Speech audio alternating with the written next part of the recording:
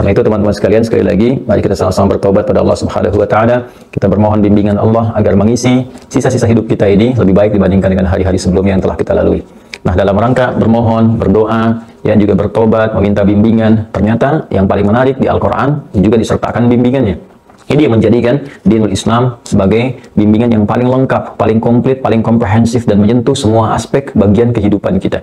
Tidak ada satu bagian episode kehidupan kita, dari bangun tidur sampai tidur lagi, yang tidak didapati bimbingan dan pedomannya dalam Islam. Semua ada, dan semua pertanyaan dijawab. Semua persoalan ada solusinya. Ini menunjukkan kebenaran risalah Islam. Ini menunjukkan kebenaran wahyu yang disampaikan kepada Rasulullah SAW. Mustahil ada setiap gerak-gerik manusia, tindak tanduknya, perilakunya, disertai bimbingan di dalamnya secara rinci, detail, komprehensif, dari mulai doanya, caranya, maknanya, hikmahnya, implementasi dalam kehidupan. Mustahil ada seperti ini, kecuali dari penciptanya. Ya, karena yang mencipta itu lebih tahu tentang yang diciptakan. Ya, saya sering analogikan ini dalam kehidupan kita keseharian. Pembuat pesawat, pembuat handphone, pembuat mobil, motor, itu tahu detil-detilnya. Ya, tahu penggunaannya. Kapan digunakan, berapa batas kecepatannya untuk kendaraan, aman di jalan seperti apa, uji emisinya bagaimana, uji kendaraannya seperti apa, dan sebagainya. Sampai detik-detik bagian-bagian tertentu, ya, bukan hanya terkait dengan kecepatan, bahkan detil-detil di dalamnya, komponennya, spare part-nya, dan sebagainya. Demikian handphone, demikian pesawat, dan sebagainya. Ya, ini sudah hukum umum. Ya, maka yang paling mengetahui tentang sesuatu ya penciptanya, pembuatnya. Nggak mungkin kita diberikan bimbingan yang sangat detail dari bangun tidur sampai tidur lagi, bahkan saat tidur. Itu adalah bimbingannya, 24 jam semua kegiatan manusia. Itu adalah bimbingannya. Di Islam itu jelas sekali. Ya, dari mulai secara formal menjadi ibadah doanya, caranya seperti apa, maknanya apa, hikmahnya apa, begini implementasi dalam hidup. Keterkaitan antara roh, komponen terdalam, dengan akal pengikat, dengan fisik jasmani bagian terluarnya, itu dijelaskan secara sempurna termasuk kebutuhannya. Mustahil ada yang bisa mampu memberikan pedoman seperti itu kecuali penciptanya. Karena itulah Allah tegas menyampaikan di dalam Al-Quran yang berisi pedoman kehidupan kita itu dengan kalimat yang jelas, ya, lugas, tegas, padat, singkat, dan terang benderang mengatakan, Inni khaliq, saya pencipta kalian. Ya, saya lah khaliq, kata Allah. Quran surah ke-15 Al-Hijr ayat ke-28. Wa idh qala rabbuka lil malaikati inni khaliq. Ya, inni khaliqum basyara. Dan ingatlah, pahami ketika Rabb Muhammad SAW berfirman kepada kalangan malaikat dan jin yang telah tercipta sebelumnya. Ya, sebelum manusia maksudnya. Jadi malaikat dicipta duluan, jin kemudian setelah itu. Yang di ayat 27-nya kan tentang jin. Wal janna khalaqnahu min qablu min naris samum. Ya, kemudian setelah itu Allah sampaikan kepada kalangan malaikat dan jin, ya, yang ada pada saat itu, bahwa Allah akan mencipta makhluk baru namanya bashar. Ya, kita manusia. Ya, di antara nama kita adalah bashar, disebutkan 35 kali dalam Al-Quran dalam bentuk tunggal, dan basyaraini sekali dalam bentuk dual. Ya, Allah akan mencipta penciptaan manusia itu diviralkan, ya, di kalangan malaikat dan juga kalangan jin. Ya, nanti dari mana tahunya jin? Ya, pada saat itu karena nanti ada di antara jin itu yang menyimpang, yang kelak akan berubah menjadi iblis, asalnya dari kalangan jin. Itu di Quran surah ke-18 Al-Kahf di ayat ke-50. Ya, wa idh qulna lil malaikati isjudu li Adam fasajadu illa iblis kana minal jinni fafasaqa an amri rabbih. Ketika kami firmankan kepada kalangan malaikat dan sementara jin yang ada pada saat itu untuk hormat, sujud hormat kepada Adam alaihissalam, semua sujud kecuali iblis. Siapa iblis itu? Kana minal jinni, adalah dia dulunya termasuk kalangan jin, fafasaqa an amri rabbih, maka dia menyimpang dari perintah dan ketentuan Allah Subhanahu wa taala. Ini bahasan bab yang berbeda, tapi kita ingin tarik ke dalam aspek yang akan kita ulas di kesempatan kali ini, bahwa kita manusia butuh kembali kepada Sang Pencipta. Allah menyebut diri dengan Khalik, ya, dan yang paling menarik, Allah pun berjanji kepada kita sejak awal mula penciptaan kita bahwa Allah akan melindungi, memperhatikan, menyayangi, memberikan kebutuhan kita, memaafkan potensi kesalahan kita, mengampuni potensi dosa-dosa kita jika kita mau kembali kepada jalan dan ketentuannya, melindungi kita, memberikan semua arah kehidupan yang membahagiakan, menyukseskan, menenangkan, mendamaikan. Semua aspek itu diwakili dengan kalimat Rabb namanya, dari sifat rububiyah. Rububiyah itu tanda-tanda perhatian yang tinggi, ya, yang memberikan penyertaan dalam kehidupan, memberikan satu arahan, satu bimbingan, ya. Karena itu kita kenal istilah murabbi. Ya, murabbi itu bagian yang terkecilnya, skala kecilnya. Guru kita disebut murabbi, orang tua kita disebut murabbi. Kenapa guru orang tua disebut dengan murabbi? Karena orang tua mengarahkan kita, membantu kita, ya, kemudian juga mensupport kita dari kebutuhan kita, memberikan bimbingan, tapi terbatas, karena itu skala kecil. Orang tua meninggal, selesai, ya kan? Dan tidak semua aspek kebutuhan kita terpenuhi, ya kan? Guru-guru juga demikian, ada fase-fase tertentu saja. Selesai di fase itu, kita pindah kepada yang lain. Kalau kita ingin mendapatkan yang tanpa batas, kemudian luas sifatnya, komprehensif, holistik, dan tak punya batasan di sisi apapun, maka kalimatnya berubah dari kata murabbi yang tadi saya sampaikan menjadi rabbun, rabb, ra, ba bertasydid, rabb. Rabb. Karena itulah Allah Subhanahu wa taala juga menyebut dirinya dengan Rabb. Di antara nama-nama terbaiknya, Asmaul Husna dan sifatnya adalah Rabb, menunjuk pada sifat rububiyahnya. Nah, kata Rabb ini yang Allah Subhanahu wa taala tampilkan saat awal proses penciptaan kita. Jadi saat manusia diciptakan oleh Allah Subhanahu wa taala, berproses di rahim ibundanya, dengan dalam usia nanti 4 bulan, di situ kemudian ditiupkan roh. Nah, disinilah kemudian Allah mengambil perjanjian komitmen ya dengan hamba yang tercipta itu ya sebelum terlahir ke dunia, tentunya dengan kalimat yang ditampilkan berupa kata Rabb. Itu terekam di Quran surah ke-7 Al-A'raf ayat 172. Saya kembalikan ke Al-Quran karena ini semua informasi yang diberikan oleh Khalik, ya, oleh Allah Subhanahu wa taala yang menegaskan dirinya Khalik, sang pencipta. Jadi Allah memberikan semua pedoman dari kehidupan kita yang telah tercipta. Ini saya ciptakan kamu, yang dicipta itu makhluk namanya. Penciptanya Khalik, beserta dengan ciptaan itu diberikan pedoman. Ini loh, ya fungsi kehidupan kamu begini, misinya begini, visi hidup kamu ini begini. Kalau kamu ikut dalam jalur ini, kamu akan begini, begini, begini, begini. Kalau kamu menyimpang dari petunjuk ini, pedoman ini, maka resikonya akan begini, begini, begini. Resiko awal begini, resiko kehidupan begini, resiko pulang begini. Lengkap sekali. Lengkap. Karena itu, ini disebut dengan petunjuk pedoman. Ya, bahasa Arab disebut hudan. Di semua petunjuk pedoman yang diberikan kepada para nabi, Rasul membimbing umatnya untuk berkehidupan disebut hudan namanya. Ya, Nabi Musa dapat hudan, Nabi Isa dapat hudan, Nabi Muhammad SAW dapat hudan, petunjuk untuk umatnya. Bahkan Nabi Adam pun saat turun ke bumi dapat hudan. Ya, itu Al-Baqarah ayat 38. Qul lahbitu minha jami'a fa imma ya'tiyannakum minni hudan. Ya, hudan. Fa imma ya'tiyannakum minni hudan. Faman tabi'a hudaya fala khaufun 'alaihim wa lahum yahzanun. Sekarang dimulai misi kalian berkehidupan di bumi, turun ke bumi. Ya kan? Nanti saat berkehidupan itu aku akan turunkan satu pedoman berkehidupan. Siapa yang mampu mengikuti pedoman kehidupan ini, maka aku jamin kehidupannya dia tidak akan pernah mengalami satu kegelisahan berkepanjangan. Fala khaufun 'alaihim. Jadi kehidupannya menenangkan aja. Melihat mengkhawatirkan, tenang menyikapinya, kan? Di rumah tangga, di pekerjaan, kehidupan sosial, walaupun ini nggak mudah. Ya nggak mudah karena harus mempelajari pedomannya dulu. Oh ini loh, dan dahsyatnya itu sebelum terjadi diberikan gitu. Ya, ini potensi di rumah tangga akan terjadi begini, begini, begini. Solusinya begini, begini, begini. Jadi dia sudah belajar sebelum mengalaminya. Itu ada di hudan. Walahum yahzanun, sehingga berpotensi menghadirkan selalu kesenangan. Ya, tidak larut dalam kesedihan gitu. Air mata mengalir biasa, itu fitrah manusia. Tapi dia nggak larut dalam kesedihan. Jadi kehidupannya selalu menenangkan, menyenangkan. Nah, sebelum bekerja ini teori rezekinya nih. Jadi yang biasa, yang percepatan, yang cepat sekali, begini caranya, begini cara mengondisikannya. Jadi begitu diikuti hudan, itu menenangkan, menyenangkan. Demikian setiap generasi berganti, selalu ada hudan.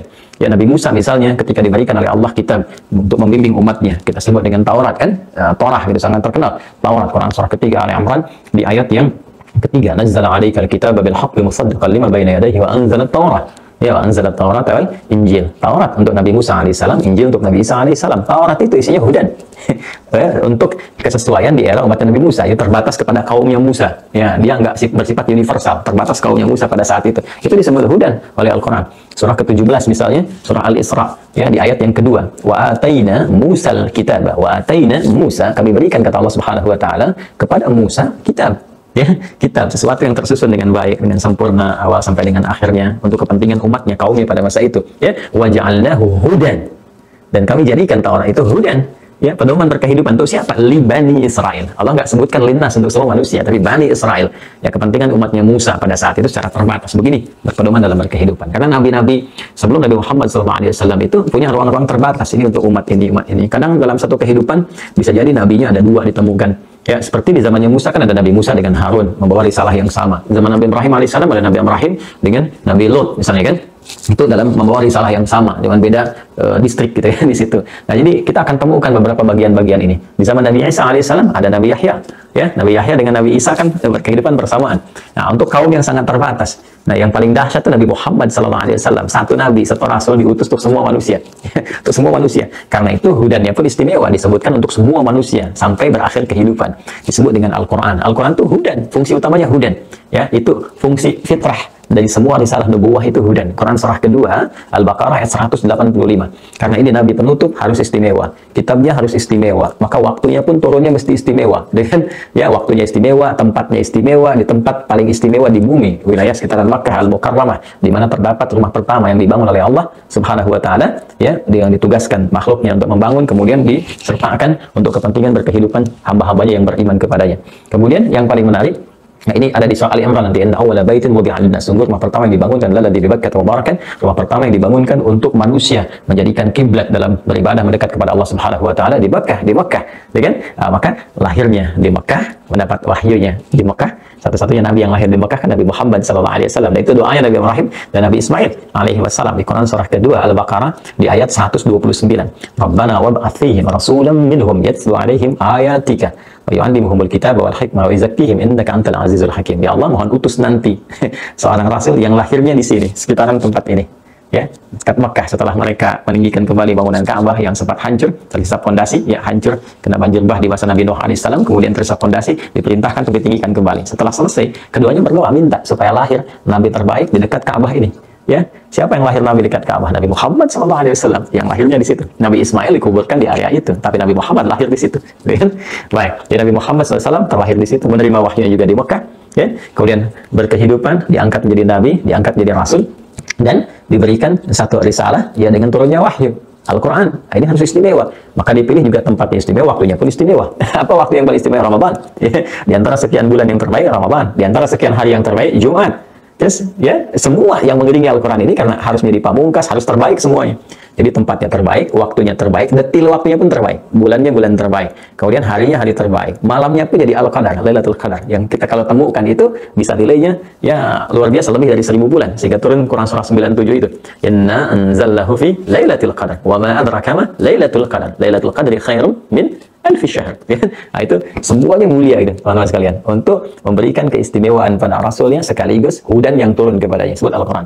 Maka Allah menyampaikan di Quran surah kedua Al-Baqarah di ayat 185, Syahrul Ramadan alladzi unzila fihi al-Quran. Di bulan mulia yang kalian puasa itu, yaitu bulan Ramadan, disitulah kemudian diturunkan Al-Quran. Apa fungsinya? Hudan linnas, hudan linnas, sebagai pedoman berkehidupan untuk semua manusia. Jadi kalau dulu itu kaum Musa, Bani Israel, umatnya ini, umatnya itu, qaumihi, Nabi Muhammad tidak, linnas. Ya, linnas untuk semua manusia tanpa kecuali sampai kehidupan berakhir, ya, di penghujung zaman itu. Jadi kalau kita ingin temukan pedoman berkehidupan yang membimbing kita untuk berkehidupan dengan benar, nyaman, tenang, menenangkan, menyenangkan dalam semua aktivitas yang kita kerjakan di muka bumi ini, maka kita harus lihat semua pedoman-pedoman itu dari pencipta kita, yaitu Al-Quran. Ya, bahkan dahsyatnya ini, objektivitas dalam Islam itu kita diminta. Kalau nggak percaya silahkan, ya, analisis untuk membuktikan kebenaran Al-Quran. Ya, makanya saya sering katakan, kayaknya nggak didapatkan di muka bumi ini satu agama manapun yang meminta pemeluknya untuk mengkritisi kitabnya sendiri. Coba silakan cek, ya, untuk menilai, untuk membuktikan kebenarannya. Ada nggak? Jadi langsung dari kitabnya sendiri mengatakan, kalau kamu ragu dengan kitab ini, dengan Al-Quran ini misalnya, ya, atau dengan firman ini, silakan kamu cek, kamu buktikan. Bahkan ditantang membuat yang semisalnya. Anda nggak akan temukan kecuali di Al-Quran. Ya kan? Ya, untuk ini kalau pede, kalau merasa benar, tentu kan akan pede menyampaikan itu. Ini Tuhannya juga demikian. Ya, Allah langsung mengatakan, Innani anallahu la ilaha illa ana fa'budni. Saya Allah, nggak ada Tuhan selain saya, sembah saya. Pede sekali. Cek dimanapun, di kitab manapun yang dianggap suci, temukan kalimat itu. Ya, yang mengatakan saya Tuhan, sembah saya, nggak ada Tuhan selain saya. Kalau kita temukan, setidaknya belum ditemukan sampai saat ini, silahkan cek, bandingkan, ya. Dan kitabnya pun sangat istimewa. Wa in kuntum fi raibin mimma nazzalna ala abdina fa'tu bi suratin min mithli.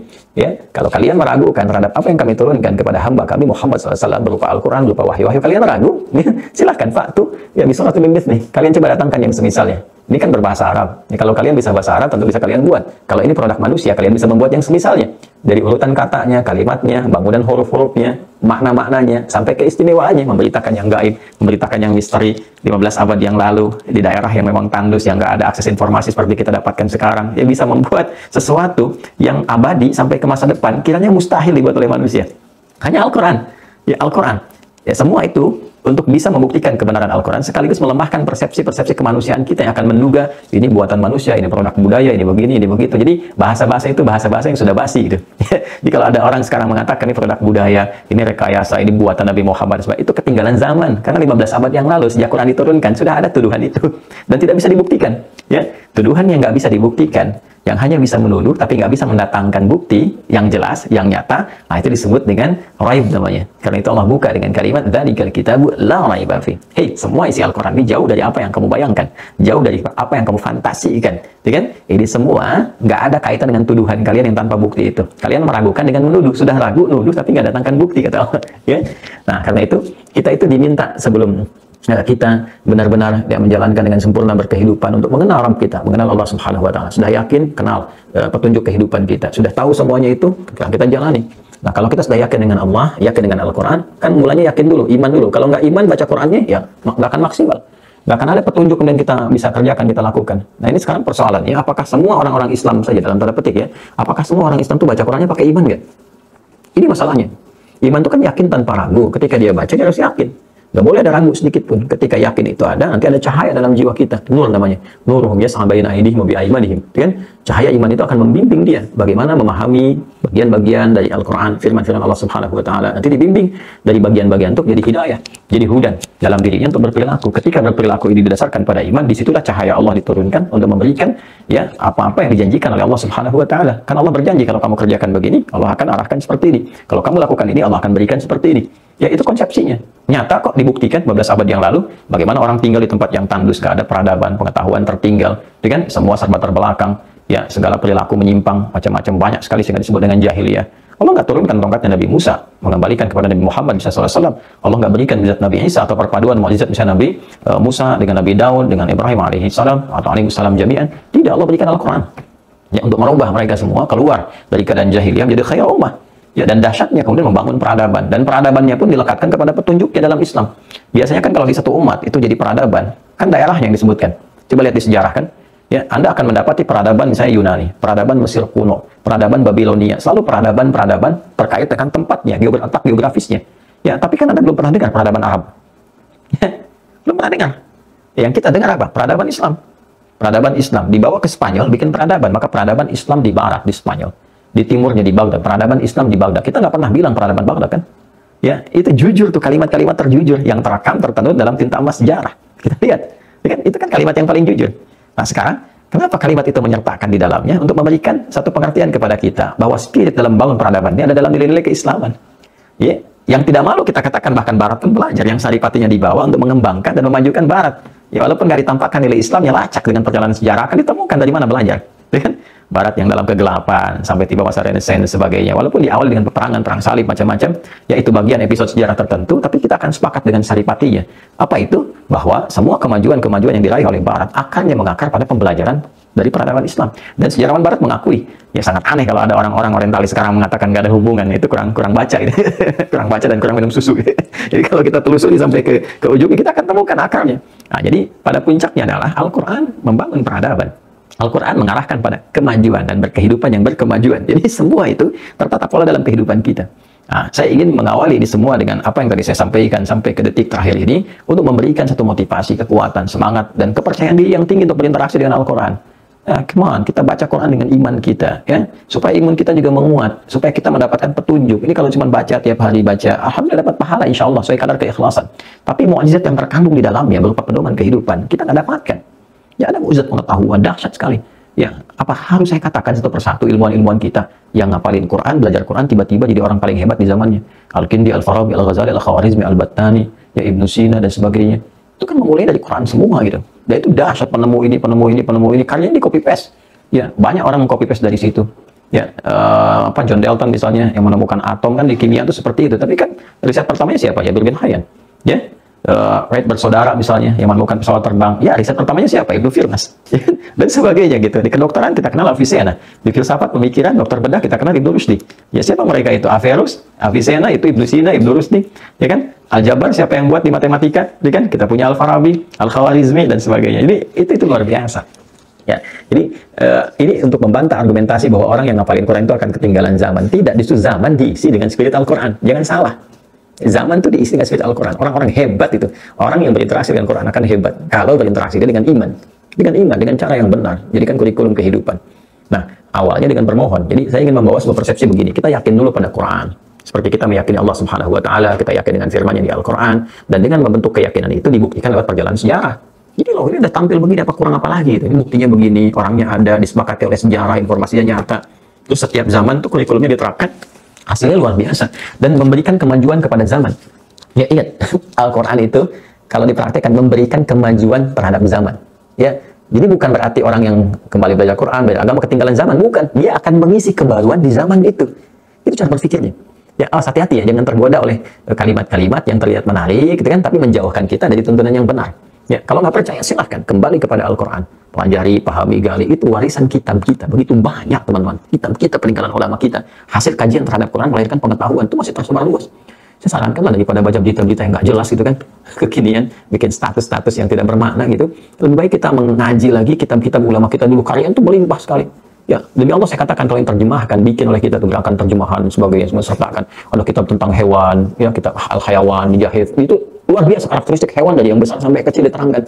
Karakteristiknya bagaimana, keutamanya seperti apa, bahkan nanti ada ensiklopedi, ya, ensiklopedi orang-orang pintar sampai kalangan hewan, sampai ensiklopedi orang-orang tertinggal sampai kalangan hewan. Ya, itu banyak sekali. Itu masih dunia hewan, belum dunia tumbuhan. Ya, belum macam-macam karakteristik kehidupan. Banyak sekali kitab yang berlimpah kepada kita. Ya, dan itu bisa kita gali. Nah, kalau udah kita yakin dengan semua ini, artinya kan kita harus minta kepada Allah. Awali dengan memohon, awali dengan berdoa. Karena Allah berfirman di Quran surah ke-40. Ya, surah Al-Mu'min tuh, namanya di Al-Mu'min, harus yakin tanpa ragu.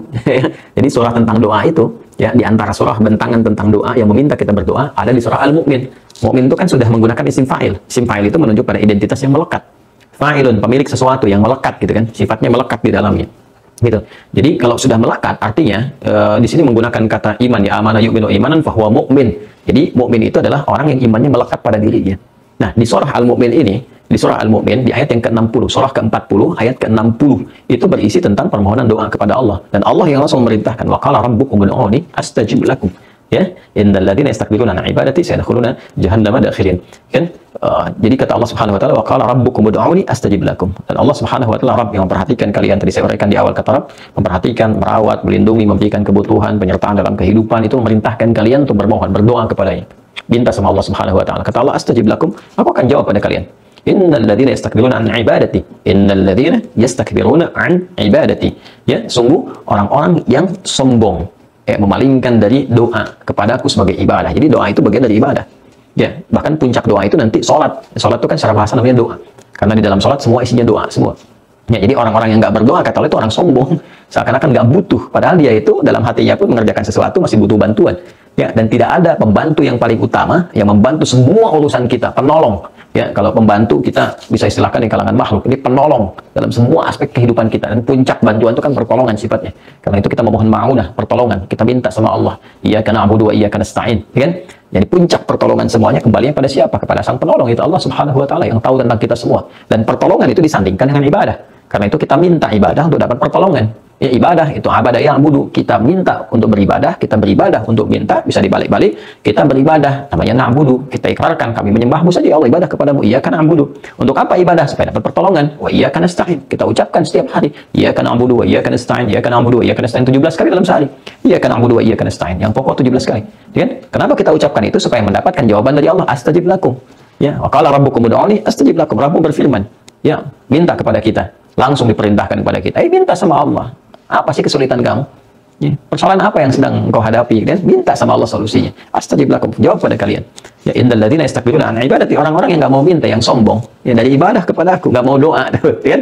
Sehingga pertolongan nggak datang dengan cara yang benar, gitu kan? Nah, mereka akan dijamin masuk ke dalam neraka dalam keadaan yang sangat hina, gitu ya. Jadi sombong seakan-akan nggak butuh dengan Allah, padahal dia aja diciptakan oleh Allah, ya, akan kembali kepadanya, tapi nggak merasa butuh. Kata Allah, ya udah, tempat kembalimu itu bukan pada rahmatku, tapi pada murka. Ya, karena itu kalau belum tersentuh untuk minta, atau ada permintaan yang belum kemudian sampai terasa terjawab dan sebagainya, cek dulu, mungkin ada yang salah dalam diri kita. Apa di antara kesalahannya? Nah, itu nama selain Al-Mu'min apa? Ghafir. Surat itu kan disebut dengan Mu'min dan Ghafir, kan? Al-Mu'min itu menunjuk kepada keyakinan tanpa ragu, jadi kalau mau minta, yakin. Ya, kuatkan dengan iman. Dan Ghafir itu gambaran dari pengampunan yang bersumber dari unsur-unsur dosa asalnya. Jadi ada dosa, sumbernya diampuni oleh Allah. Sifat Allah yang memberikan ampunan kepada dosa sejak awal muncul disebut Ghafir. Ya, kalau terakumulasi dosanya nanti dari dzambun jadi dzunub. Makanya di surat ini ayat ketiga di surah 40 ayat 3 ini dimulai dengan minta ampun dulu. Ya, disebutkan kalimat ghafirnya, ghafiridz dzambi wa qabilit taubi. Allah Maha Ghafir, ya, menghadirkan sifat mengampuni dzambi terhadap dosa yang baru muncul. Jadi dosa itu penghambat, di antaranya doa dikabulkan.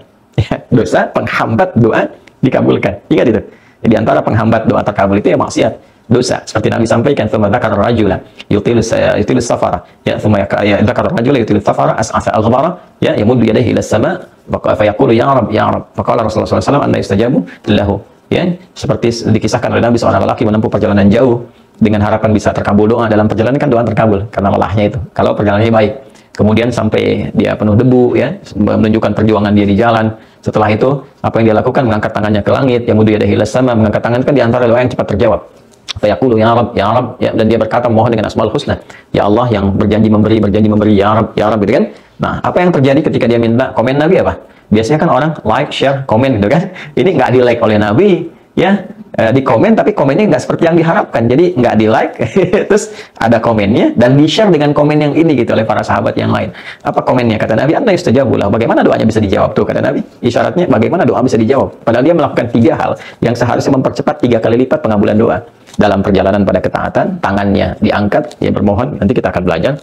Kemudian setelah itu menyebut al-asmaul husna. Itu 3 hal yang mempercepat pengabulan doa. Tapi kata Nabi sulit dikabulkan. Kenapa? Mat'amu haram, masyrabu haram, malbasu haram, wa ghudhiya haram.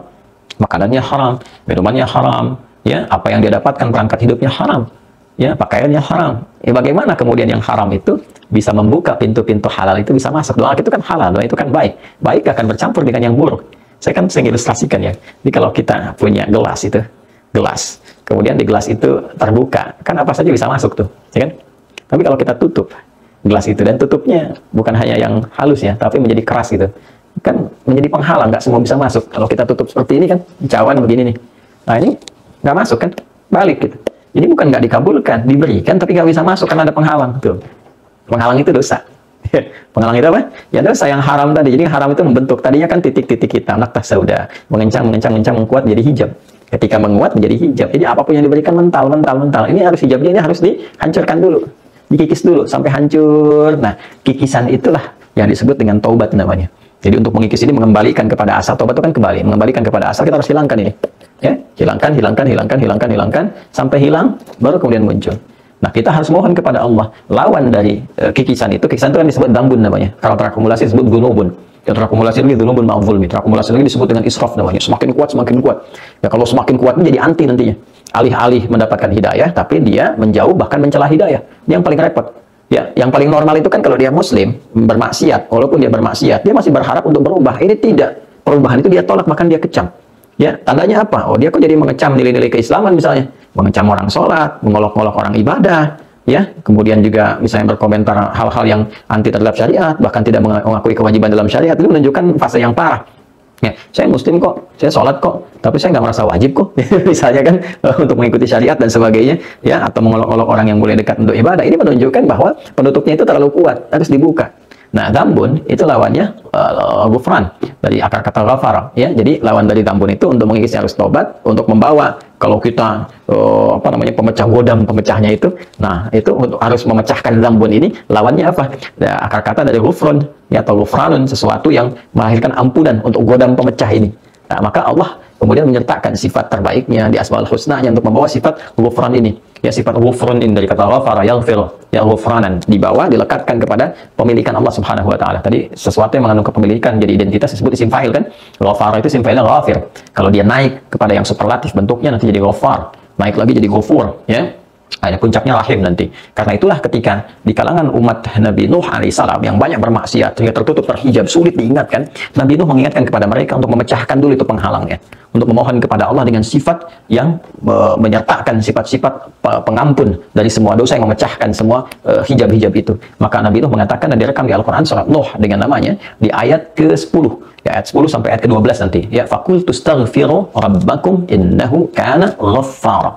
Fakultus taghfiru, maka aku katakan, ya, kepada umatku, aku katakan pada kalian semua, istaghfiru itu fi'il amr dari kata istaghfara, yastaghfiru, sifatnya istighfar. Makanya kan kita sering diajarkan istighfar, astagfirullah. Nah, istighfar itu memohon ampunan, memohon ghufran dari Allah yang ghafir, yang ghafar, yang ghafur. Kita minta istighfar itu fungsinya apa? Menggugurkan dosa. Dosa itu yang sekat tadi itu. Jadi kalau sekatnya udah hilang, sekat rezeki hilang, rezeki datang. Sekat ilmu hilang, hijabnya terbuka, datang ilmunya. Demikian adanya, ya. Sekat-sekat hidayah itu udah hilang, hidayah datang.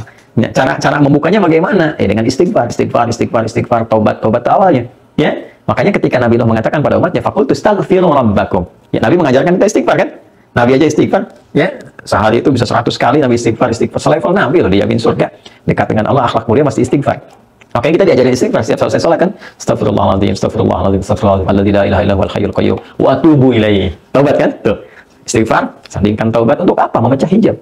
Ya, kalau hijabnya terpecah, sudah penghalang itu hilang, sudah terbuka, datang hidayah, nurnya datang. Nuruhum yas'a baina aydihim wa bi aymanihim. Jadi cahaya Allah diberikan kepadanya untuk membimbing kehidupan dia.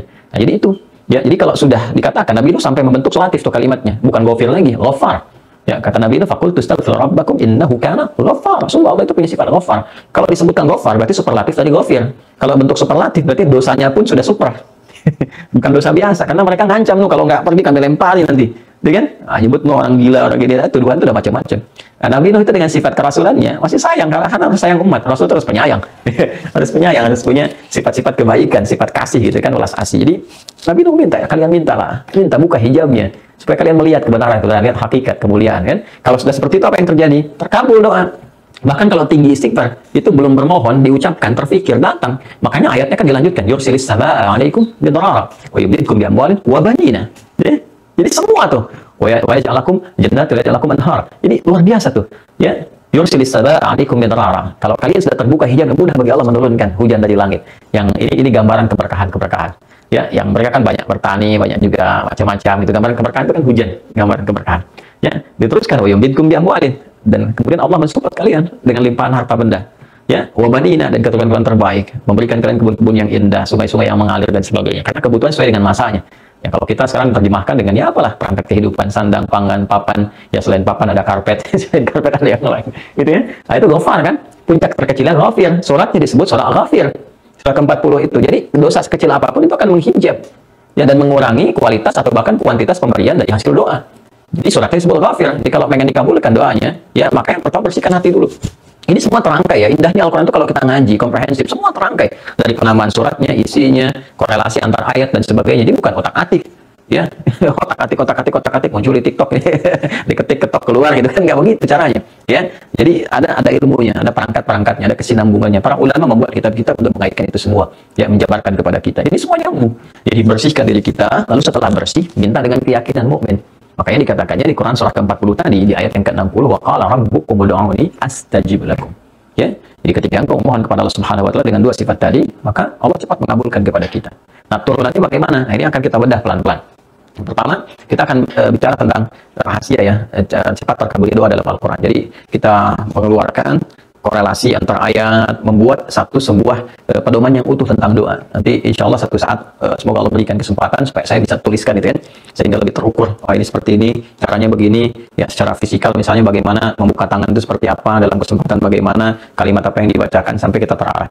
Ya, tadi kan poin pertama sudah dapat ya, tentang kenapa manusia itu perlu berdoa, sudah kita jabarkan. Dan yang kedua, bagaimana pembuka dalam doa, sudah kita sampaikan. Pembukanya kita harus membersihkan keadaan diri kita dulu, ya, karena kita akan memohon kepada yang maha baik dan maha suci. Allah itu maha baik, maha suci. Maka semua yang harus disampaikan kepada Allah harus baik dan juga dalam keadaan suci. Karena itulah kita mencoba menyucikan diri kita dulu dan memohon dengan segala yang baik-baik.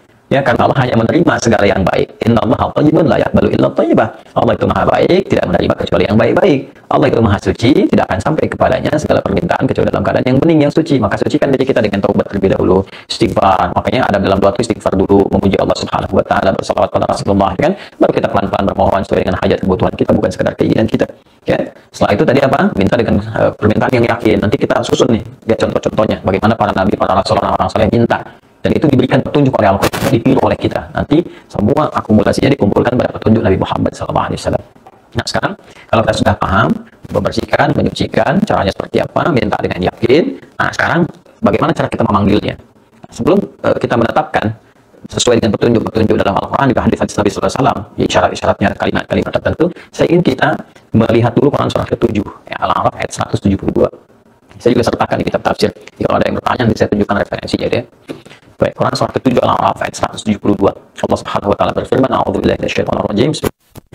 Wa idza akhadha rabbuka min bani adama min dhuhurihim dzurriyyatahum wa ashhadahum ala anfusihim alastu bi rabbikum qalu bala syahidna." Sampai sini dulu. Ya, sampai dalam kalimat dulu. Ini yang sangat luar biasa. Wa idza akhadha rabbuka min bani adam. Dan ingat apabila ketika Rabb Muhammad SAW ya diminta Nabi Muhammad SAW untuk menyampaikan risalah ini, informasi ini yang sangat luar biasa sampai kepada kita, ya. Dan ketika Rabb Muhammad SAW ya, ingatlah, pahami, ya, kemudian mengambil satu perjanjian. Wa idza akhadha rabbuka, ketika Rabb Muhammad SAW mengambil satu perjanjian min bani Adam, dengan semua anak cucu Adam, Ya, Adam jelas. Ya, Adam kan terciptanya tidak dalam proses biologis, dalam arti percampuran spermatozoa dengan ovum, hubungan antara laki-laki dengan perempuan. Karena Adam itu awal ya dari umat manusia, bapak bayangnya manusia, maka terciptanya pun berbeda dengan keturunan-keturunannya pun. Karena kan harus ada perbedaan. Ya, yang paling pertama itu kan mesti ada beda dengan yang setelah-setelahnya. Karena itu kualitasnya juga berbeda. Ya, dan Pertamax juga beda dengan Pertalite. Beda dengan yang lain. Itu tanda petiknya. Jadi teman-teman sekalian, ini Adam yang pertama, penciptanya unik. Nanti keunikan ini digambarkan sebagai keistimewaan nanti yang terpilih. Kalangan Nabi, Rasul. Nabi itu punya keistimewaan tersendiri. Ya, makanya Allah katakan di Quran surah ketiga Ali Imran, Nabi Adam termasuk terpilih. Innallaha astafa Adam. Ya, kami telah pilih Adam yang memberikan keistimewaan sebagai apa? Manusia pertama. Karena manusia pertama istimewa, penciptanya pun istimewa. Tidak terlahir dengan proses biologis yang standar. Ya, ada pernikahan, kemudian pertemuan antara spermatozoa dengan ovum, berproses jadi zigot, mudiko dan sebagainya. Tidak. Dia manusia pertama, terlahir tanpa bapak, tanpa ibu. Masya Allah. Dan lahirnya langsung tunjukkan untuk menunjukkan keistimewaannya. Karena semua nabi punya keistimewaan. Nabi Adam punya, Nabi Nuh punya, Innallaha astafa Adam wa Nuha. Nabi Ibrahim punya, Musa punya, Nabi Isa punya. Dan itu menunjukkan mukjizat, ya, untuk membuktikan kenabian. Untuk membuktikan apa? Kenabian. Nanti tugas kenabiannya bisa berbeda. Kenabian di wilayah sekitar misalnya, kalau dia naik lebih jauh jadi rasul. Nah, jadi semua nabi, semua rasul itu punya keistimewaan. Baik yang terkait dengan fisikalnya nanti, ya fisikal itu banyak nanti. Ya, ada yang dari tangannya keluar cahaya, ada yang dari keluar air, ada yang membelah bulan, macam-macam untuk menunjukkan keistimewaan. Ada yang dengan perangkat benda, tongkat, ya. Dan demikian ada yang lewat kelahiran. Seperti Nabi Adam kan lewat kelahiran. Nabi Isa juga lewat kelahiran. Nabi Isa kan mukjizat pertamanya lewat kelahiran. Ya, beliau dilahirkan dari rahim seorang ibu tanpa adanya ayah, tanpa disentuh laki-laki manapun. Ya, jadi kalau Adam itu tanpa ibu, tanpa ayah, ya kan? Tapi kalau Nabi Isa itu dengan ibu tanpa ayah, ya, dan tanpa disentuh laki-laki manapun. Walam yamsasni bashar. Qalat rabbi anna yakunu li waladu walam yamsasni bashar. Maryam berkata kepada Allah, bermohon, ya Allah, ya, bertanya, bagaimana aku bisa mengandung, melahirkan seorang anak tanpa disentuh laki-laki manapun. Jadi Nabi Isa masih terlahir lewat rahim ibunya. Ya, ini menunjukkan ada proses di dalamnya kan yang Allah tetapkan gitu kan, proses di dalam rahim. Ya, walaupun tanpa adanya keterlibatan di sini spermatozoa yang bersumber dari sosok laki-laki. Ya, jadi nggak ada sosok ayah. Tapi Adam lebih dahsyat lagi, nggak ada ayah, nggak ada ibu, karena menunjukkan mujizat manusia pertamanya. Ya, jadi ini penting juga saya sampaikan, karena ini Al-Quran juga menegaskan bagi orang-orang yang mengambil dan menetapkan Isa sebagai Tuhan karena satu alasan Isa lahir tanpa adanya ayah. Ini luar biasa. Kata Allah kan dibalikin lagi. Ini Adam tanpa ayah, tanpa ibu. Kenapa nggak jadi Tuhan? Gitu kan? Isa bisa menghidupkan orang mati dengan izin Allah. Ada juga Nabi Ibrahim menghidupkan orang mati dengan izin Allah.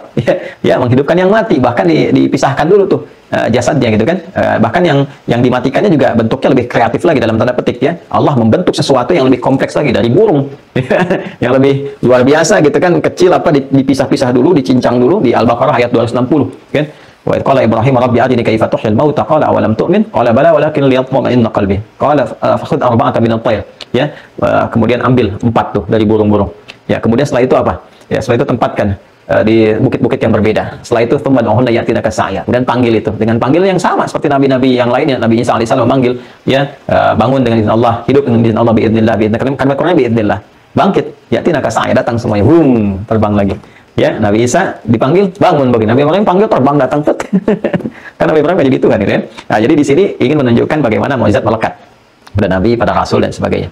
Nah, kita kembali teman-teman sekalian kepada bahasan kita. Jadi ketika Allah Subhanahu Wa Taala menetapkan sebuah komitmen pada semua anak cucu Adam yang berketurunan nanti, karena Adam nanti turun ke muka bumi bersama pasangannya Sayyidah Hawa, kemudian berkehidupan, setelah itu melakukan hubungan, dari sini lahir keturunan-keturunan di An-Nisa surah keempat ayat pertama. Ya ayyuhan nasu taqu rabbakum alladzi khalaqakum min nafsin wahidah. Adam wa khalaqa minha zawjaha, Hawa pasangannya, wa batta minhuma rijalan katsiran wa nisaa. Dan dari percampuran keduanya itu melahirkan keturunan baik laki-laki atau perempuan. Ini nanti yang menjadi keberlanjutan keturunan Adam disebut dengan Bani Adam namanya. Maka kita temukan kalimat-kalimat di Quran menyentuh sisi genealogis kita yang kembali kepada Adam dengan sebutan Bani Adam. Tegas, kita baca Al-Quran gak aneh-aneh. Ya, nenek moyang, kakek moyang kita berasal dari manusia, dari Adam alaihissalam. Jadi capek-capek kalau kita bikin riset misalnya, ini manusia asalnya dari monyet misalnya kan, atau manusia asalnya dari hewan A. Ya, kalau Anda merasa dari monyet silahkan, jangan bawa-bawa kita itu. Jadi Quran udah tegas tuh, nggak capek-capek. Mau harus bisa riset tentang Fir'aun lama gitu puluhan tahun. Tahu-tahunya ketemunya sama dengan Quran, tenggelam di laut. Ditemukan unsur garam di dalamnya, masuk Islam nih. Kita cuma baca Quran. Komentarnya apa? Saya riset karena 20 tahun, bertahun-tahun, puluhan tahun. Ya, di sini cuma 1 ayat dikasih tahunya gitu. Jadi 20 tahun itu hilang gitu waktu untuk mengerjakan segala hal gitu. Ya, sama aja. Apa riset yang mau dimunculkan begini begitu, kita coba baca ayat selesai dengan 1 kata. 7 kali disebutkan dalam Al-Quran Bani Adam. Ya Bani Adam, ya Bani Adam. Itu genealogis kita. Berketurunan. Nanti berketurunan ini berkelompok-kelompok, tinggal di tempat-tempat yang berbeda, menyebar kan.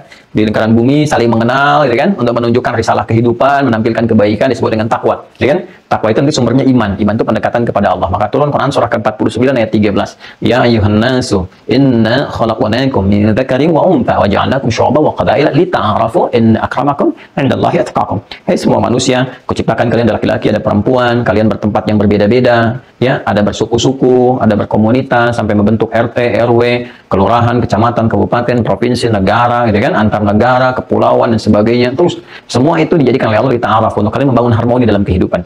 Jadi moderasi dalam beragama itu nggak ada ayatnya, gitu kan. Itu akan mengisi setiap zaman. Jadi jangan kemudian kita robah lagi dengan menghadirkan konsepsi yang berbeda sehingga melahirkan kekacauan dalam pikiran atau juga nanti kerisauan dalam tindakan.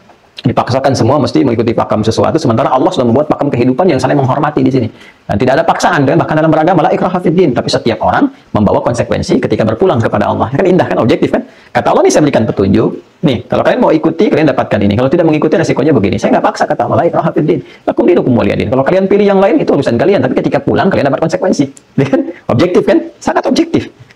Inna akramakum indallahi atqakum. Ya, yang paling mulia di antara manusia itu yang paling takwa. Takwa itu sumbernya iman. Karena itu untuk menuju takwa harus ada iman. Dzalikal kitabul la raiba fihi hudal lil muttaqin. Siapa muttaqin ini? Alladzina yu'minuna bil ghaib. Jadi takwa itu nggak mencakup semua kalangan manusia. Tapi manusia diarahkan oleh Allah supaya menjadi manusia yang unggul, berkualitas. Ya, manusia berkualitas itu manusia takwa, sumbernya iman. Jadi kalau kita pengen berkualitas dalam pandangan Allah, mesti beriman. Iman itu memberikan cahaya, membimbing kita berbuat kebaikan. Kebaikan itu puncaknya disebut dengan takwa. Enak ya kalau kita ini nih ngeliat Quran itu, wah, hidangannya luar biasa nih. Dan keterkaitan di satu dengan yang lain, nyambung sana sini sana sini. Nah, balik ke yang tadi, Quran surah ke-7 ayat 172. Wa idza akhadha rabbuka min bani Adam, ya, udah sampai sini ketemu. Dan ketika Allah Rabbu Muhammad SAW, ingat ini ya, paham ini ya, mengambil komitmen perjanjian dengan semua anak cucu Adam. Ya, Adam juga diambil perjanjiannya, gitu kan? Tapi anak cucu Adam disebutkan karena anak cucu Adam ini punya proses tertentu di dalam rahim. Ini yang ditunjukkan. Kalau Adam tercipta, Adam begitu tercipta langsung komitmen ada. Ya kan? Pada saat itu. Nah, kalau manusia, anak cucu Adam dalam hal ini itu saat proses dalam rahim. Nah, di proses ini ditiupkan roh. Nah, nanti ada di Quran surah 15 diantaranya. Lihat 28 sampai 29-30-nya, ya, ketika Allah Subhanahu wa taala juga berfirman kepada malaikat juga dengan kalimat yang serupa kita dapatkan, wa'id akhadha wa'id di sini, wa'id dan juga wa'id juga. Wa'id qala rabbuka lil malaikati inni khaliqum bashara min salsalin min hama'in masnun fa idza sawaituhu wa nafakhtu fihi min ruhi. Ya, maka olehhu sajidin. Jadi proses penciptaan manusia itu secara umum, ya, baik Adam ataupun anak cucunya diciptakan fisiknya dulu, kemudian roh ditiupkan. Cuma bedanya kalau Adam diciptakan secara langsung, ya, untuk menunjukkan keistimewaan tertentu kepada Adam, diberikan pengetahuan, diuji, kemudian diviralkan di kalangan malaikat dengan jin, ya, disampaikan keilmuannya, diadakan sebuah uji kompetensi, ya, malaikat diuji nggak bisa, jin juga nggak bisa, disuruh hormat sujud kepada Adam, menunjukkan keistimewaan kita yang melebihi malaikat, bahkan jin, kalau kita menggunakan pedoman dengan baik. Anak cucu Adam tercipta dengan proses yang berbeda, ya, mesti ada satu proses biologis dalam rahim, tapi proses biologis ini tidak keluar dari fitrah, yaitu tercipta dulu proses fisikal, baru ditiupkan roh. Ini dijelaskan oleh Nabi Sallallahu Alaihi Wasallam dalam hadis yang sangat populer, di hadis Muslim, yang nanti dikutip oleh Al Imam An-Nawawi dalam kitab kecilnya, ada namanya Al-Arba'in, sekitar 40-an hadis, jumlahnya 42. Al-Arba'in itu sekitar 40-an. Jadi bukan detil fix 40, tidak, karena jumlahnya 42. Ya, jadi orang-orang Arab itu kalau menyebutkan misalnya sekitaran 40, sebutnya Arba'in. Sekitaran 50, khamsin, gitu kan. Kadang-kadang khamsinat misalnya, seperti itu. Jadi dekat-dekat ke situ. Jadi jumlahnya 42 hadis, diurutkan hadis yang keempat dari Abdullah bin Mas'ud radhiyallahu taala anhu. Ya, kalau kita baca hadisnya, kita baca ulang. Qala haddatsana qala an Abi Abdurrahman Abdullah bin Mas'ud radhiyallahu taala anhu qala qala Rasulullah sallallahu alaihi wasallam huwa as-sadiqul masduq inna ahadakum yajma'u fi batni ummihi 40 yawman nutfah thumma yakunu mithla dhalika 'alaqah thumma yakunu mithla dhalika mudghah thumma yursalu ilaihi al-malak fayanfukhu fihi ar-ruh wa yu'maru bi katbi 40. Kata Nabi sallallahu alaihi wasallam, setiap kalian yang tercipta anak cucu Adam akan terbentuk di perut ibundanya, di rahim ibundanya itu, ya, melalui proses.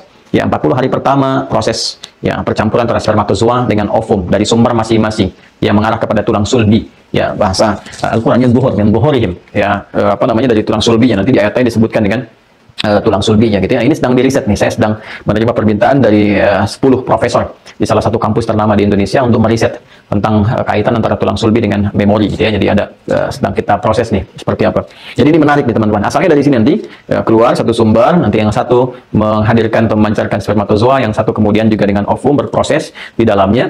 Nah, itu dari zuhur kalimat Qur'annya. Makanya di Quran surah ke-7 ayat 172 ini kalimatnya menggunakan zuhur.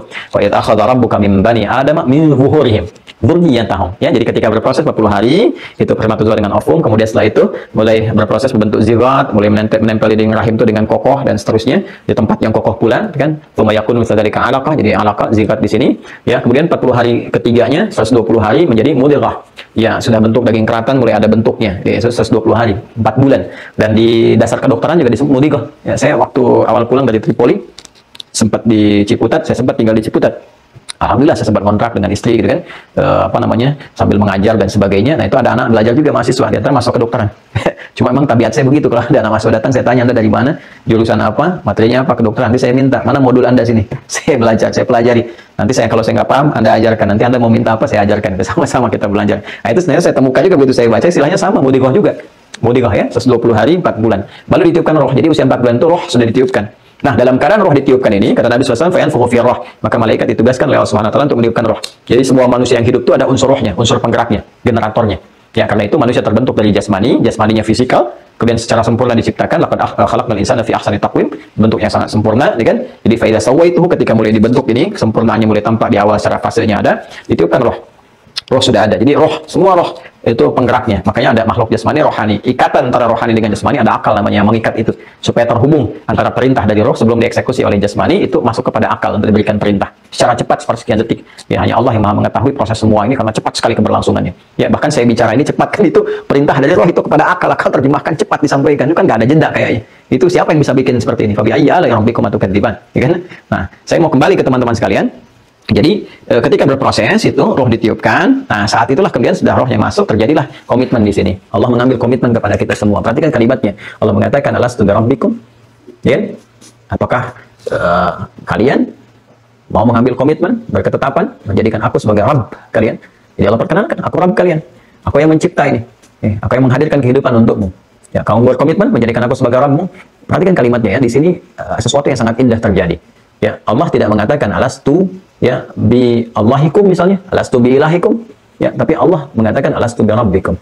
Ya, karena kalimat Allah, penunjuk identitas ini sudah jelas diketahui. Ya, makhluk itu sudah tahu, diciptakan, penciptanya tahu, Allah, ya kan? Tapi kenapa Allah menghadirkan di sini di antara nama Asmaul Husnanya dengan kata Rabb? Karena sifat Rabb ini nanti yang memberikan perlindungan, penyertaan dalam segala aspek kehidupan yang akan dijalani oleh makhluk yang tercipta ini, oleh manusia ini. Yang Allah tampilkan sifat rububiyahnya. Bukan zatnya, kalau zatnya makhluk semua tahu, itu Allah pencipta saya nih, ya kan? Allah pencipta saya. Nanti diperkenalkan lagi setelah hidup namanya, supaya tidak mengatakan antaqulu yaumil qiyamati inna an hadzal ghafilin, supaya manusia nanti berkata di hari kiamat, kami nggak ingat ya Allah, kami nggak ingat namamu, ya? Kami nggak ingat dengan perjanjian itu, kan dulu masih dalam rahim, nggak ingat kan? Makanya supaya diingat, ya setiap hari diperdengarkan kepada kita nama pencipta kita itu, ya, diperdengarkan perjanjian kita, komitmen kita itu. Ya, setiap pergantian waktu loh, PAW, pergantian antar waktu dalam sehari. Sehari kan ganti itu 5 kali kan? Jadi di alam di mana penting dalam saat itu terjadi pergantian waktu 5 kali dalam sehari. Ya, subuh ini tadi kan kita lewati nih. Subuh proses jadi pagi kan ke siang tuh, ya kan? Tampak siangnya. Siang yang tampak jelas terang disebut zuhur namanya. Kemudian masuk ke sore kan? Fase masa sore gitu kan? Itu kita temukan. Terus ganti lagi kemudian menjelang pergantian antara sore ke malam, ya kan? Matahari mulai tenggelam, ghoroba maghrib di tempatnya. Kemudian malam gelap, aktivitas terhenti, kita beristirahat ya. Ini kan dibagi semua dengan maknanya. Subuh atau fajar menunjuk matahari menyingsing, persiapan kita rencana, mohon pada Allah kebaikan. Zuhur sudah terang, apakah amalan kita itu menjadi satu hal yang Allah ridhai. Siang terang kan? Sore ya ada asar di situ.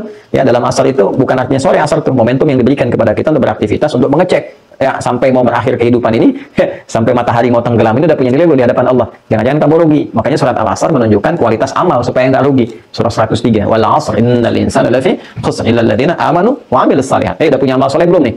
Jangan-jangan kamu rugi beraktivitas. Manusia yang beraktivitas disebut insan namanya. Ya, disebut insan. Itu menunjuk totalitas aktivitasnya. Baik, kemudian maghrib ya mau berakhir, sore ganti malam, isya malam. Aktus berakhir dari asya berkehidupan, ma'isya mencari kehidupan, isya harokatnya dari fathah ke kasrah untuk menunjukkan izalah, hilang, selesai. Mungkin selesai tugasnya berpulang. Ini setiap pergantian 5 waktu diperdengarkan nama Allah. Allahu Akbar diperdengarkan, diseru sampai ke pendengaran kita. Telinga disebut dengan udhun, jamaknya disebut dengan adzan. Ada yang mengorelasikan adzan dengan pendengaran, dengan telinga. Ya, mengartikan ini panggilan yang sampai kepada orang yang masih punya pendengaran. Allahu Akbar, Allahu Akbar. Disebut lagi Allah, identitasnya. Ya, dan ikrar kita syahadat asyhadu an la ilaha illallah. Allahu Akbar, Allahu Akbar, kan asyhadu an la ilaha illallah. Cara bersyahadat dengan mengikuti petunjuk Rasulullah, asyhadu anna Muhammadar Rasulullah. Buktikan itu lewat ibadah hayya 'alas shalah. Dijamin Kalau sudah syahadatnya benar, ikuti petunjuk Rasul, ibadahnya bagus, hayya 'alal falah, pasti bahagia, pasti senang, pasti gembira. Kalau sudah hidupnya senang, tenang, nyaman, pasti kita akan mengekspresikan kebahagiaan itu. Bersyukur kepada Allah, kita ucapkan Allahu Akbar. Makanya setelah puasa kita beribadah macam-macam kan kita bersyukur tuh. Ya, kita bertakbir banyak kan, Allahu Akbar, Allahu Akbar, Allahu Akbar. Itu kan ada di Quran surah kedua kan, di ujung ayat 185, walitukabbirullaha 'ala ma hadakum wa la'allakum tashkurun.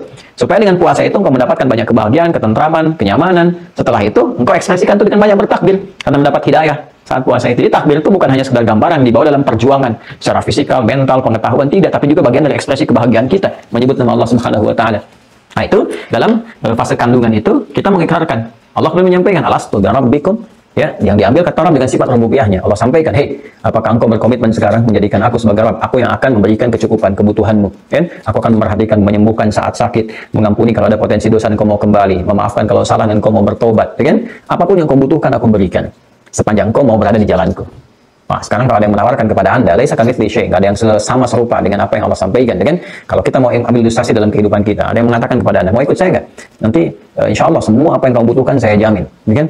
Kamu nanti kalau sakit saya bawain ke dokter, ini saya servis kamu dengan yang terbaik, saya berikan kamu begini, begini, begini, begini dan sebagainya. Kalau kamu ada salah, saya juga akan mencoba memaafkan, melapangkan hati saya, dan seterusnya. Ya, baik, kamu ikut saya aja gitu. Baik, kira-kira kalau ada yang menawarkan begitu bagaimana? Nah, Anda kan langsung kan, oh baiklah, siap. Nah, kalau kita merespon sesuatu, mengiyakan tanpa berpikir apapun, tanpa syarat, tanpa ini, tanpa itu, setuju semuanya, maka kita katakan bala namanya. Bala, gitu kan? Ya, nggak perlu 2 kali. Kalau 2 kali nanti jadi makanan bala-bala. Gitu. di Jawa Barat itu ada bala-bala. Gitu. Bala-bala, ya, bahasa Arabnya bala, gitu kan? Nah, bala. Jadi, ya, siap. Nggak pikir macam-macam lagi. Ya, siap, oke. Gitu. Lalu kita katakan apa? Bala syahidna. Ya Allah, kami berkomitmen. Kami menyaksikan. Menyaksikan perjanjian ini. Oh, saksi itu kan disebut saksi di kehidupan kita itu kan mengalami, merasakan. Ya kan? Ya, oke kan, salah jadi saksi di mahkamah, di pengadilan, apakah dia melihat, mendengar, mengalami, menyaksikan peristiwa dimaksud. Jadi saksi yang menguatkan. Kalau nggak pernah lihat bersaksi, nggak mengalami bersaksi, kejadiannya di mana, dia di mana, kan, dan sebagainya, itu nggak kuat kesaksiannya. Ya, bersaksi itu mengalami, merasakan peristiwanya, melihat, mendengar, dan sebagainya. Kita ini melakukan satu perjanjian dengan Allah. Mengalaminya langsung, merasakannya langsung, menjawabnya langsung, dan sebagainya dalam alam rahim itu. Dan nanti diikatkan dalam berkehidupan, supaya nggak lupa dengan proses itu. Makanya di penutup ayatnya kan jelas. Apa? Antakulu yaumil qiyamati inna kunna an hadza ghafilin, supaya kalian itu nggak mengatakan kami lupa, habis masih dalam rahim. Iya, itu kalau ada bahasa begini nih di penutup ayat pasti akan terjadi. Pasti orang akan bertanya, dari mana taunya sekarang ayat saya nggak ingat? Ya, biasanya kan kalau sudah nggak ingat itu lupa. Kan ciri orang lupa itu suka nggak ingat. Ada aja pokoknya alasannya kemana-mana. Makanya supaya kamu ingat tentang itu semua, diingatkan oleh Allah setiap hari. Perdengarkan ini supaya itu sinyalnya muncul lagi, kekuatan itu, cahayanya ada lagi. Oh, sadar, oh iya. Nanti dibuka tuh. Perjalanan hidup kita, filmnya tuh dibuka di akhirat, dari perjanjian sampai berjalan terus sampai kematian, sampai nanti kembali kepada Allah Subhanahu wa taala. Makanya lah kalau ada sesuatu yang menyimpang, diedit dulu sekarang. Kita edit perbuatan kita dengan istighfar. Ya, kalau ada kata-kata kotor, dubbing tuh dengan yang baik-baik. Edit ya, supaya nanti filmnya diputarnya bagus, kan semua nonton tuh. Kecuali kalau kita dilindungi oleh Allah, ditutup ya pakai satar supaya kita berhadapan langsung dengan Allah untuk mendapatkan kenikmatan rahmatnya. Nah, ini sifat rububiyah dimunculkan. Yang kita mengatakan bala syahidna. Ya, tanpa ada apapun, ya, tanpa ada penyertaan apapun, kami bersyahadat ya Allah. Makanya Nabi langsung katakan kullu mauludin yuladu 'alal fitrah. Ya, bahkan di riwayat lain yuladu 'alal billah. Semua yang terlahir itu ada dalam fitrahnya, dalam billahnya, dalam syahadatnya, ya, dalam komitmennya dengan Allah Subhanahu wa taala. Makanya di Quran surah ke-30, Ar-Rum ayat 30, Allah menyampaikan fa'aqim wajhaka lid-dini hanifa fitratallahi allati fataran nasa 'alaiha. Maka hadapkan dirimu patuh sepenuhnya ya, lid-dini kepada ketentuan ad-din hanifa dengan cara yang lurus dan benar. Apa ad-din itu? Ditafsir Quran surah ketiga ayat 19. Inna ad-dina indallahil Islam. Apa pembuka Islam itu? Syahadat, syahadu an la ilaha illallah wa syahadu anna Muhammadar Rasulullah. Syahadat. Maka konsepsi ayat ini kalau kita bahas dengan tafsir fa'aqim wajhaka lid-dini lisyahadati lil Islam. Ya, tundukkan dirimu sepenuhnya. Ingat komitmenmu dengan Allah, dengan benar, dengan cara yang lurus. Fitratallahi allati fataran nasa 'alaiha. Inilah fitrah yang melekat pada semua manusia saat dia mulai diciptakan. La tabdila li khalqillah. Ya, enggak ada perubahan dalam proses penciptaan itu. Semua terjadi prosesnya fitrah seperti itu. Makanya taknya bukan tak marbutah, tak maftuhah. Lihat kalimat fitrahnya tak maftuhah. Yang terbuka, kan? Jadi dibuka kehidupan itu dengan cara kita kemudian berkomitmen dengan Allah Subhanahu wa taala. Itu fitrah. Ya, fitrah kita. Jadi semua lahir dengan fitrah. Fa abawahu yahwidanihi aw yunassirani aw yumajjisani. Maka proses kehidupan lingkungan yang akan merubah, membentuk seseorang itu bisa menjauh dari fitrahnya. Bisa karena orang tua, bisa karena, mohon maaf ya, di sekolah, di lingkungan, di macam-macam dan sebagainya bisa berubah, bahkan keluar dari fitrahnya itu. Makanya Allah ingatkan tiap hari untuk kembali. Ya, dan fitrah itu nanti yang juga dijadikan sebagai bagian dari komitmen kita untuk memohon kepada Allah untuk menepati janjinya. Sedangkan Allah punya sifat la yukhliful mi'ad. Quran surah 3 ayat 9. Innallaha la yukhliful mi'ad. Allah tidak akan mengingkari janjinya. Ya, apa janji Allah? Itu memberikan hak kita sepanjang kewajiban kita dipenuhi. Apa kewajiban kita? Anta'budallah. Kata Allah, kamu menyembah Allah. Kata dia komitmen menjadikan aku sebagai Rabb, Tuhan. Ya kan? Nama identitasnya yang melekat pada Allah itu Allah. Kul huwa Allah. Siapa yang disebut Rabb itu? Allah. Kan Nabi memperkenalkan dengan Rabb. Ini Rabb, Rabb untuk mengingatkan kamu punya perjanjian. Makanya wahyu pertama turun itu pakai Rabb. Kul a'udzu bi rabbin nas. Kul a'udzu bi rabbil falaq. Ya, Rabb. Orang bertanya, siapa nama Rabb itu? Itu untuk mengingatkan perjanjian. Kamu punya perjanjian loh dengan Allah dulu, dengan Rabbmu, menggunakan kata Rabb, ya kan?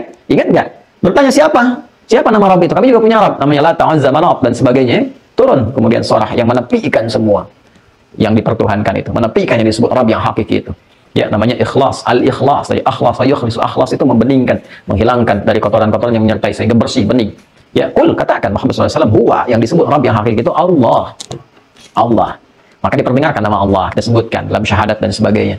Ya? Nah, tapi ingat, Allah itu nama zat yang melekat kepada kesempurnaan. Ya, wah itu kalau mencakup semua nama, semua segalanya, kita panggil Allah. Makanya di surah Al-Isra itu, di ayat 110 itu, Allah langsung menyampaikan, Qulil Allah. Kalau kalian punya kebutuhan, ya, punya permohonan, yang sulit, yang luar biasa, sebut nama yang paling tinggi.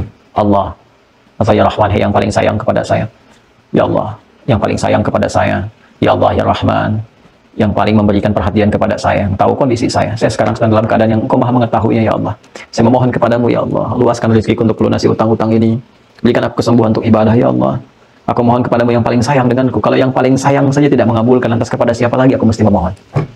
Qul Allah, Abid Ar-Rahman.